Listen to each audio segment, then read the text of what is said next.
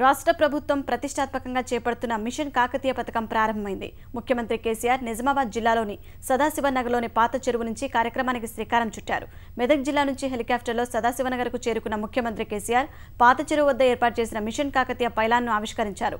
అనంతరం కొబ్బరికాయ కొట్టి పనులను ప్రారంభించారు. ముఖ్యమంత్రి కేసీఆర్ స్వయంగా గడ్డపారతో మట్టి తవ్వి గంపతో ట్రాక్టర్లో ఎత్తిపోశారు.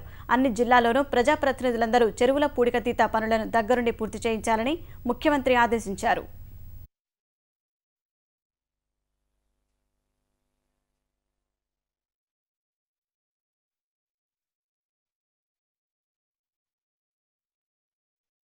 కాకతీయులు చాలా యుద్ధాలు చేశారు. శత్రురాజులు వచ్చి ఆక్రమించుకున్నారు.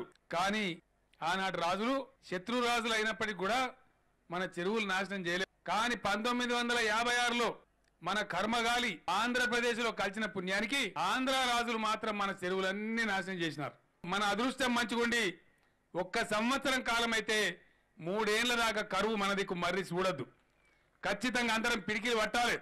మినీ ట్యాంక్ బండ్ లాగా సదాశివనగర్ అన్నదమ్ములు ఆడబిడ్డలు బతుకమ్మ చేసుకున్న ఈ చెరువు కట్ట మీద గర్వంగా కూర్చుండి సద్దులు తినే విధంగా చెరువు కట్ట బలవాలి, ఈత చెట్లు పెట్టాలి, మన గీత కార్మికులు మళ్ళా చక్కటి ఈతకాలు పోయాలి.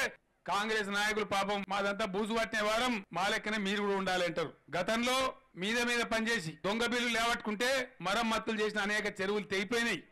ఆ తెగిపోవడానికి ఎవడెవడైతే బాధ్యుడు ఉన్నాడో వాళ్ళకి ఎట్టి పరిస్థితుల్లో మళ్ళా పనులు ఇయ్యొద్దని చెప్పి అధికారులకు ఆదేశం ఇస్తా ఉన్నా.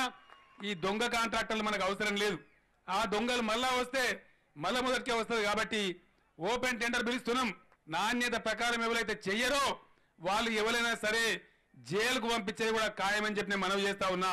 ఇప్పుడేం చలి పెడతలేదు, వాన కాదు. 4 రోజులైతే అసెంబ్లీ అవుతుంది. మీరు హైదరాబాద్ లో కనబడద్దు.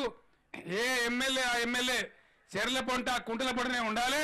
ఎమ్మెల్యేలు అందరూ చిన్నపాటి టెంట్ వేసుకుని చెర్లనే పండాలి. రైతులతో కలిసి అన్నం తినాలి. బేష్ తెలంగాణ బిడ్డలు గొప్పలు రా. అక్కడ చూడు వాళ్ళు కాకతీయ మిషన్ ఎట్లా చేసుకున్నారో, అక్కడ చూడు రోడ్లు ఎట్లా చేసుకుంటున్నారు అని చెప్పి దేశం ముందు మనం నిలిచి గెలిచి చూపెట్టాలి.